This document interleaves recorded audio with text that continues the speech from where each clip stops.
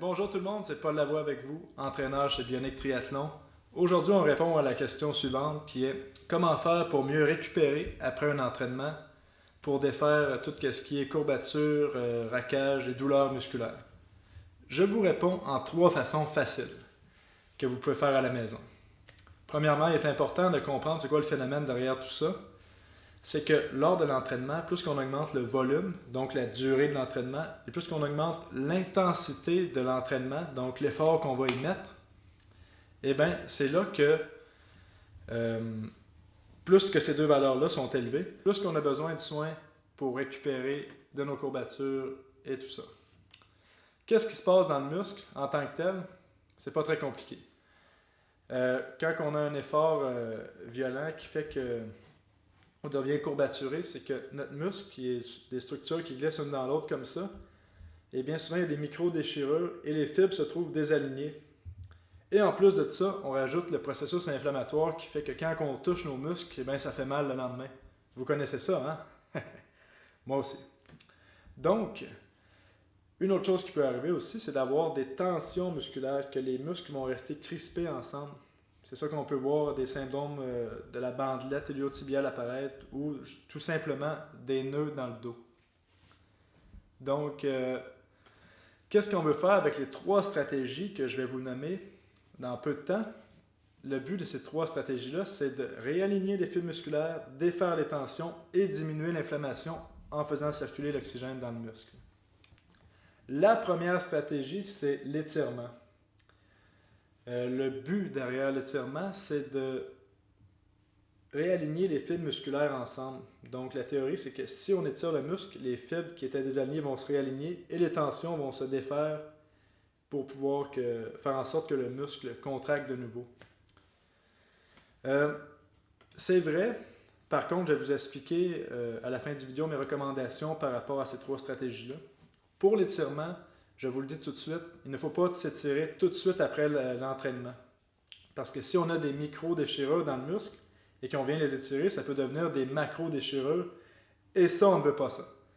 Donc, il faut attendre de 4 à 6 heures après l'entraînement pour pouvoir s'étirer de façon passive. La deuxième stratégie qui est très intéressante, c'est les massages ou les foam rollers d'automassage ou les bâtons automasseurs. Qu'est-ce que ça sert? À quoi ça sert principalement ces objets-là? C'est de défaire les tensions dans le muscle.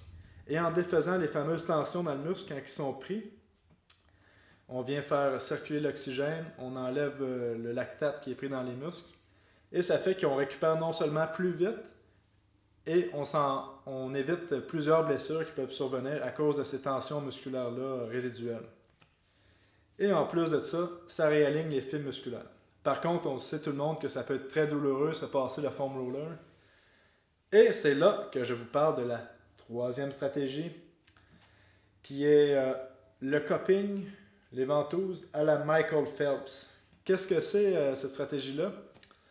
C'est, si je vous explique, c'est une stratégie qui a été découverte depuis des années en Asie, qui consiste à prendre un verre, le mettre sur la tension de la personne, par exemple sur le dos, et faire brûler l'oxygène dans le verre et appliquer sur la peau. Ce qui fait que le muscle va rentrer comme dans le verre et ça fait circuler l'oxygène, le sang dans le muscle et ça défait les tensions assez rapidement. Comme on a pu voir dans les Jeux olympiques à Rio avec Michael Phelps et l'équipe américaine, avec leur fameux spot rouge un peu partout. Et moi, de mon côté, je peux vous donner une stratégie que vous pouvez faire à la maison, qui est avec les fameuses ventouses de silicone. Je sais que vous pensez, non, non, non, c'est juste pour récupérer ces ventouses-là. Je parle à mon caméraman. Donc, donc si on revient aux fameuses ventouses en silicone, c'est qui permettent de faire le même travail que les verres en vitre peuvent faire, mais vous pouvez vous le faire vous-même sur votre muscle, vous pouvez vous l'appliquer. Et en plus, si vous utilisez de l'huile à massage, vous pouvez déplacer les fameuses ventouses, ce qui va faire que vous allez détendre le muscle dans son entièreté en suivant les fibres musculaires. L'avantage de cette façon de récupérer-là, c'est que ça a les mêmes avantages que se rouler ou un massage. Donc, ça permet de faire circuler l'oxygène dans le muscle, défait les tensions, réaligne les fibres musculaires. Mais en plus, c'est beaucoup moins douloureux que le fameux rouleau. Et c'est ce qui fait que c'est utilisé de plus en plus. Donc, si on récapitule, il y a 3 stratégies que je vous ai parlé. L'étirement, le massage ou l'automassage et le cupping, comme Michael Phelps.